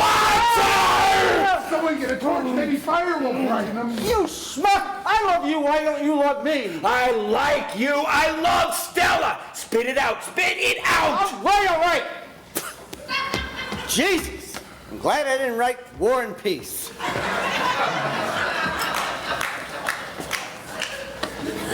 But put it back in the book. You mean that? No, just type it back in again. The Smithsonian will pick that up later. All right. Thank you. I got what I wanted.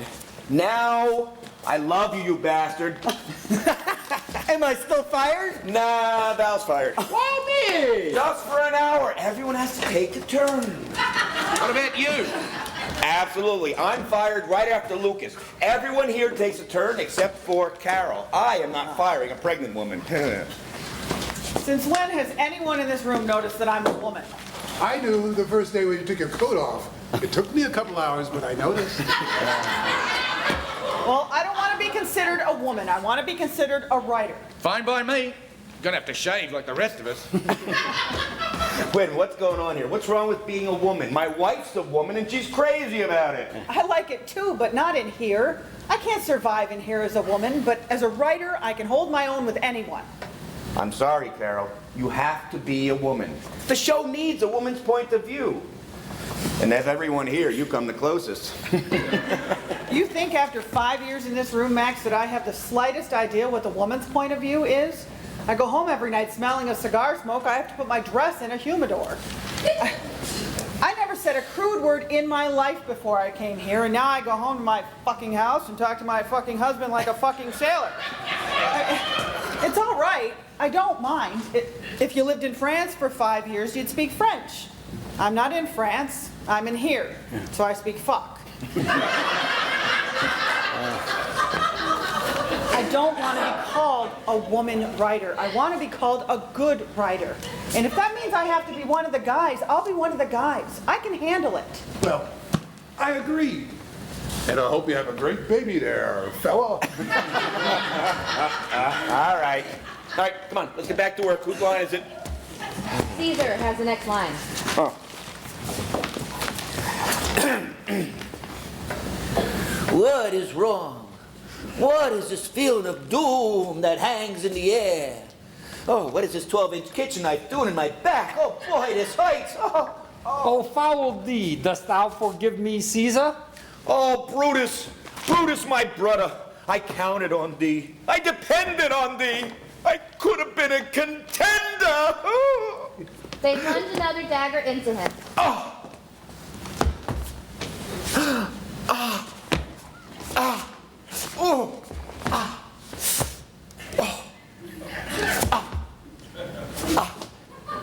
Taxi. The deed is done, Caesar reigns no more. It stopped raining? We pray for thy soul, Caesar. Adonai donus, latinum more, quantus bellum, Nostradamus losto. Nostradamus losto? Against Southern Californias? Where we stopped writing, Max. Yeah. But I need something here. Something big. Something to finish the piece with. I've got it, Max. You're down here on the floor, all right? Like this. And you get up on one knee, and you stretch your arms out wide, and you sing to the people of Rome. Roma, how I love you, how I love you, my dear old Roma. I give the world to be among the folks in Fazzaguna Papalini, Roma. How I love you, my dear old Roma. The folks at home will see me no more till I get to that pasta shore.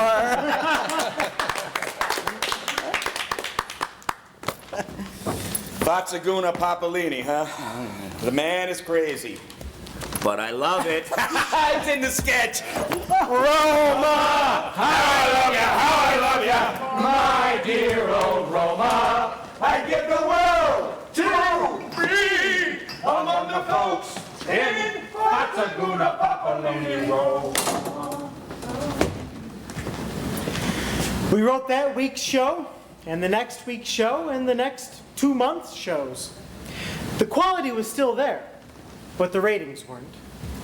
America wanted comedy closer to their own lives. Julius Caesar wasn't as familiar to them as kids named Beaver and fathers who knew best. Max never really had to fire anyone because Brian soon left for Hollywood. But there was a definite air of gloom in the office. Max was becoming more and more disoriented. He was in constant negotiations with NBC about the future of the show. And they took a hard line. Of course, that didn't stop him from throwing his annual festive Christmas party, but he did, however, punch a hole in the elevator door. Now you didn't have to look up to see what floor you were on.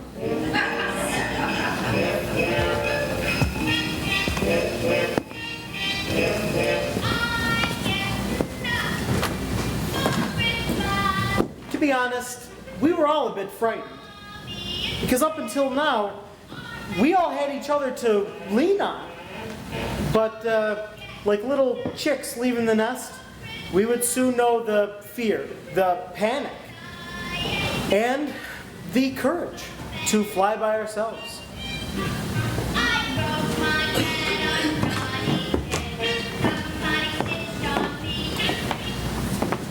So, I get the petition for divorce in the mail yesterday, you hear? 2 days before Christmas.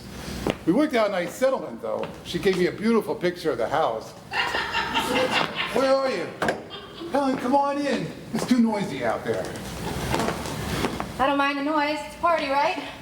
My goodness, Helen, that dress is so becoming to you. Listen, Helen, I'm going to say something now, so it may come to a shock to you, but just hear me out, because I say it with all sincerity and with my deepest regard and respect for you. You're very attracted to me, aren't you? Actually, I'm not. But a little, right? Oh, no, not even a little. You didn't tell Giselle in the office that you thought I was cute? Me? No. No, why would I say that? Cute? God, no. Maybe it was Giselle who said I was cute. Giselle. No. Giselle told me she thought that Kenny was cute. All right, so what are we talking about here? Semantics? I really don't want to miss the party. What if I said I wasn't interested in an affair? What if I said what I really wanted was a deep and lasting relationship? Well, I hope you find it. I really do. What if I offered to give you my next year's salary for one night? No, don't believe that. There may not be a show next year. Yeah, I know. I'd be out of a job, out of a wife, out of a family. Does pity excite you in any way? I'm going to get back. What kind of a guy are you looking for? Not looking for anyone. Then, what is it you want? I want to be a writer. I want to write comedy. A comedy writer? Oy vey. Why? You really want to be like me? Like Val? Like Ira? Like any of us? More than anything in the world. Helen, you know us. We're disgusting. We're children. We have no life. This room is our life. We curse each other, hate each other. We throw shoes out the window. We set fire to the desk. We make obscene phone calls to St. Patrick's Cathedral. We'll denigrate and humiliate anyone in the world just for a laugh. See, now that excites me. I'll teach you everything I know. Max wants to meet all the writers in here. He wants to make a toast. First the Danish go, then the bagels. Now we're down to toast. I think he means with champagne. Maybe you should rethink this comedy thing.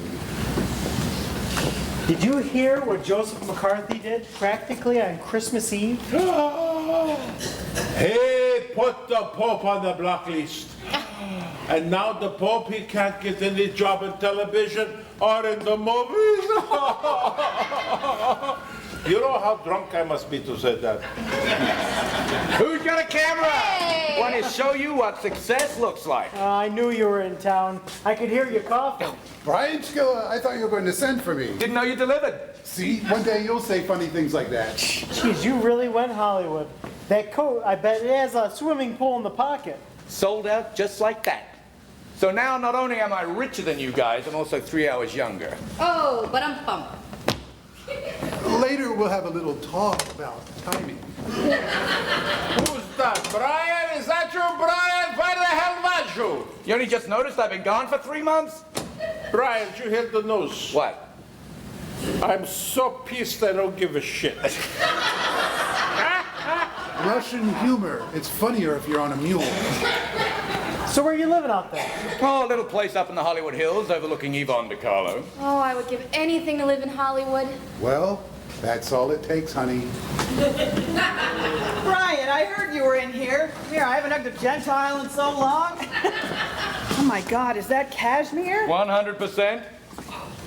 My hair's coming in just like it. You look terrific, Mama. Heard you had a boy. No, a girl. You'll grow out of it. Will someone take my turn with Max while he's throwing up? I pull his head out of the toilet so many times I feel like a lifeguard. Brian, how are you? Well, I never heard a pack of camels talk before. Max looks terrible, Kenny. What is he drinking? Pina colonics, I don't know. The man just ate a sandwich, a roast beef sandwich the size of a Buick. Couldn't you stop him? With what, a harpoon? Keep going, Kenny. You're on a roll. Yeah, if I was on a roll, Max would eat me too. Hey, guys, I just stopped in to say hello. My kids are downstairs. I gotta go to Mass. Mass? Isn't that in Boston? No, they have them in New York, too.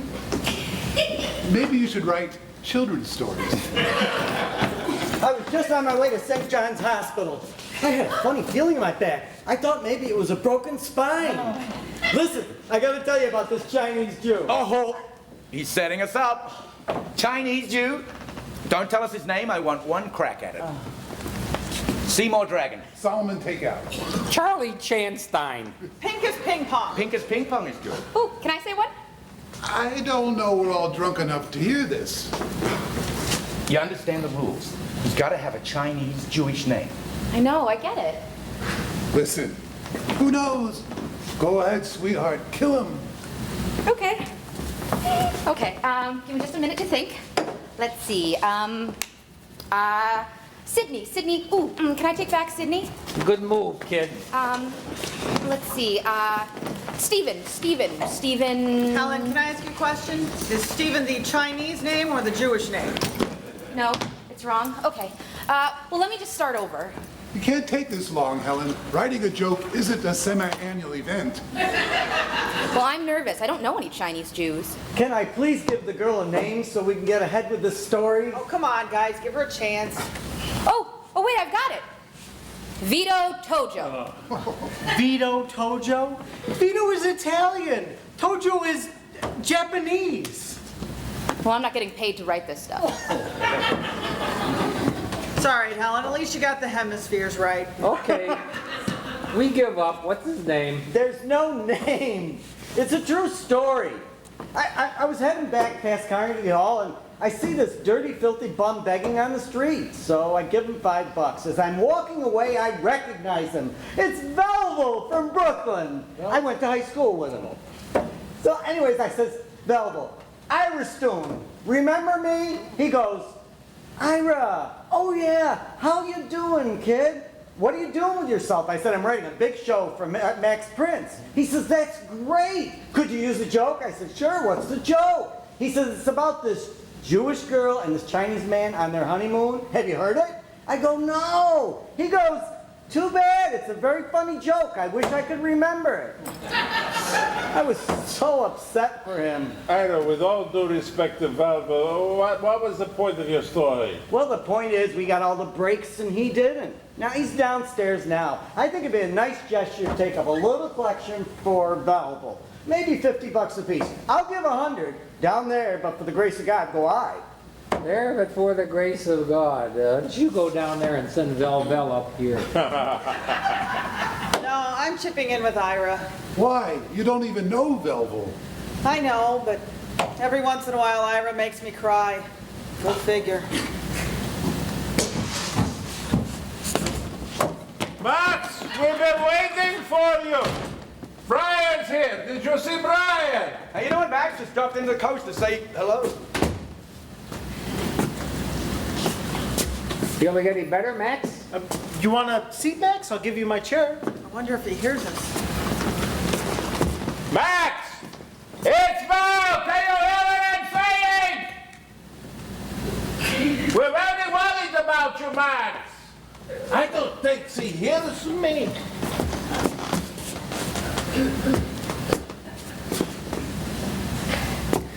Please forgive me. I am a little drunk. But as drunk as I am, you know, sometimes I don't say things the right way. Maybe you never noticed. No, I've never noticed. But I want to tell each and every person here that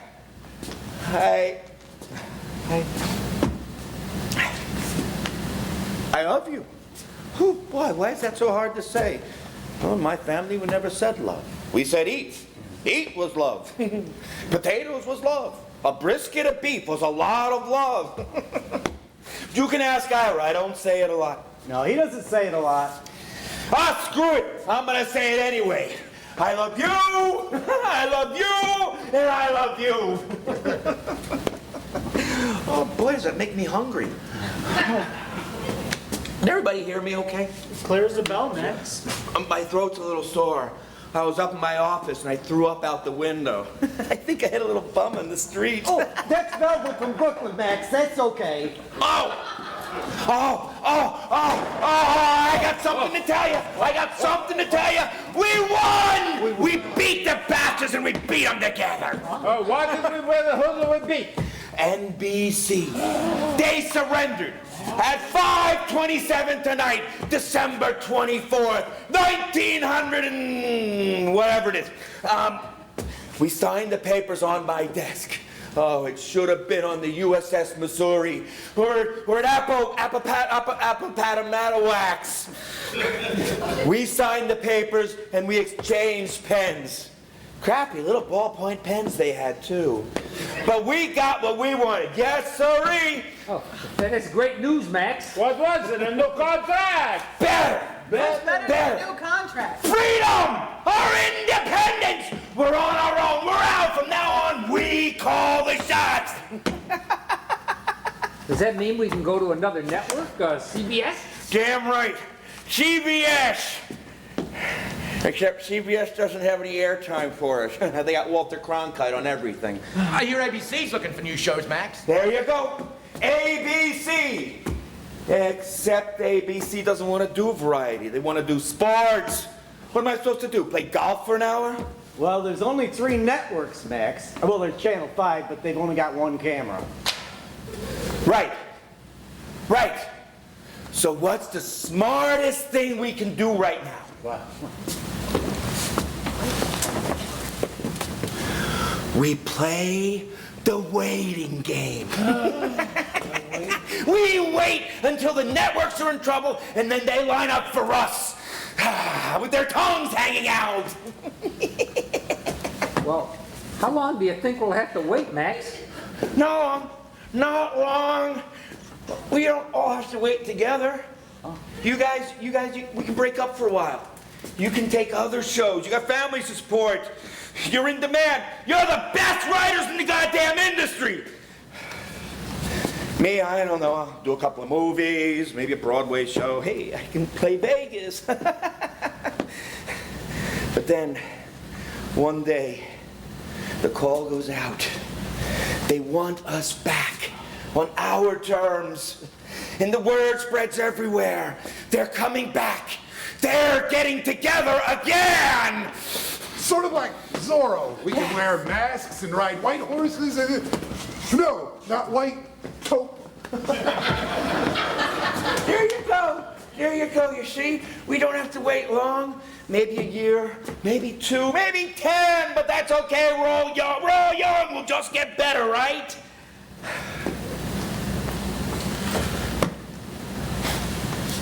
I don't know. Maybe it's a crazy idea. But if you really want it, it could happen, right? Right? What do you think? You love me, Max. I love you. I'm in. I have a slight problem with 10 years, but hey, we'll wait and see. That's all I ask. Think about it. Just think about it. Don't rush. I just don't want to say goodbye tonight, all right? We're not ready for that. So no goodbyes, okay? I just said hello. I don't want to say goodbye. When Hannibal was about to cross 1,000 miles over the Alps. They said he couldn't do it. It couldn't be done. His elephants would all freeze and die. But you know what Hannibal said? He said, not if they run all the way. Come on, let's go back inside. I want to celebrate some more. Helen, go upstairs to my office. Get my saxophone. I want to play sleigh bells roasting on an open fire.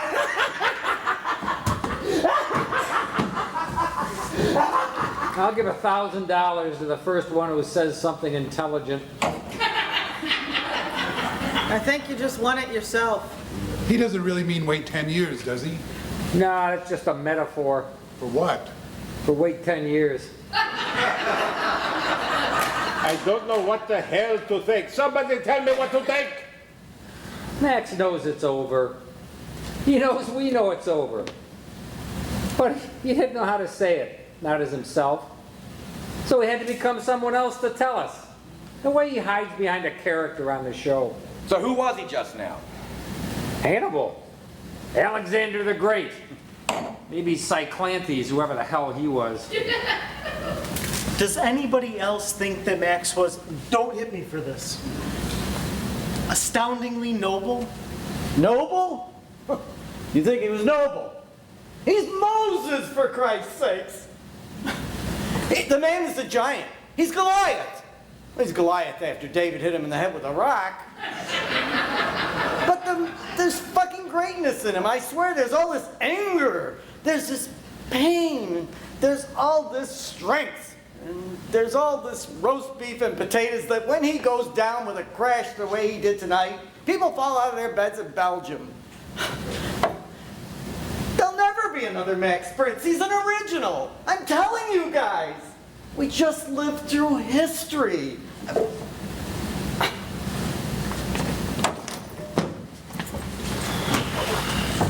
Let's go in and join Moses before he eats all the commandments. I can't believe it, but I think I'm actually going to miss speaking fuck. You're going to miss speaking it. I'm going to miss doing it. Tell you guys, you love it. Hollywood's great. Listen, if you're a Jew, you end up in the desert, no matter what.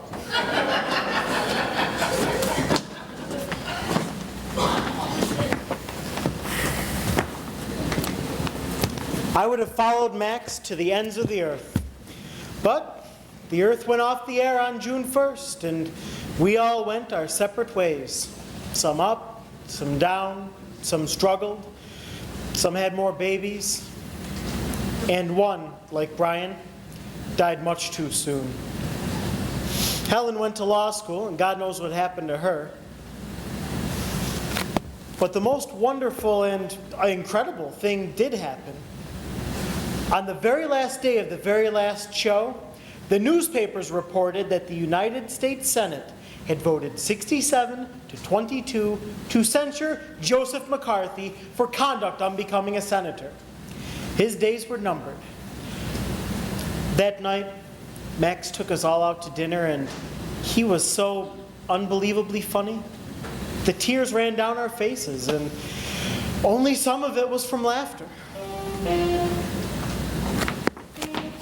Luke, you have to see this.